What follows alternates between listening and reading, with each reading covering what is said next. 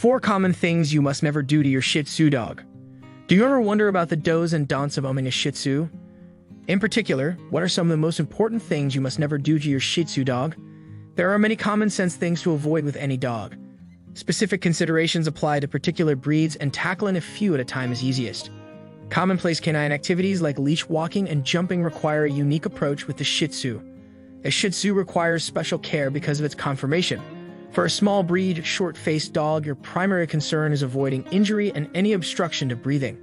Another priority is your dog's coat, as your Shih Tzu naturally has long, flowing locks. You never want to allow tangles to go unchecked.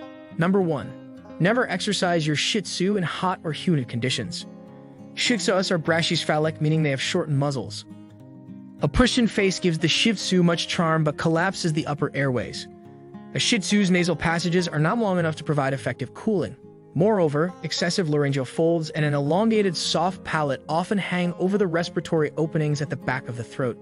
These traits, combined with tiny nostrils, make the Shih Tzu ill-equipped to cope with heat or humidity. The stress of exercise in unfavorable conditions can lead to exhaustion and heat stroke. Avoid exercising your Shih Tzu outside if the temperature is above 80 to 85 degrees Fahrenheit and the humidity approaches 20%. Number 2. Never neglect your Shih Tzu's coat. Shih Tzus have a double coat of continuously growing hair. It is silky and luxurious and reaches the ground in its full glory.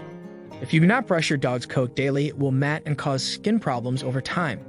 Knots and tangles also pull on your dog's skin, causing pain. You can keep your Shih Tzu's coat short. In such cases, you should still brush your dog twice a week, and the hairdo must receive upkeep every 6 to 8 weeks. Number 3. Never use a neck collar to restrain your Shih Tzu. A few of the challenges of a brachycephalic breed have been discussed.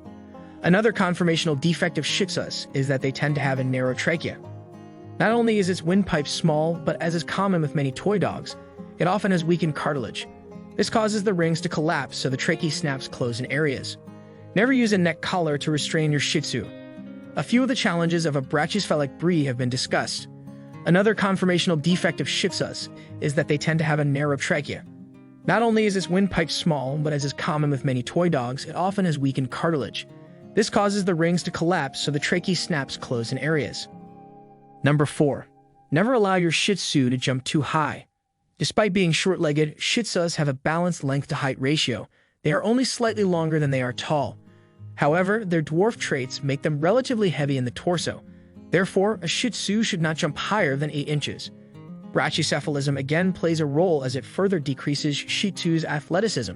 You should consider your dog's breathing challenges and lower its jumping safety net to 6 inches.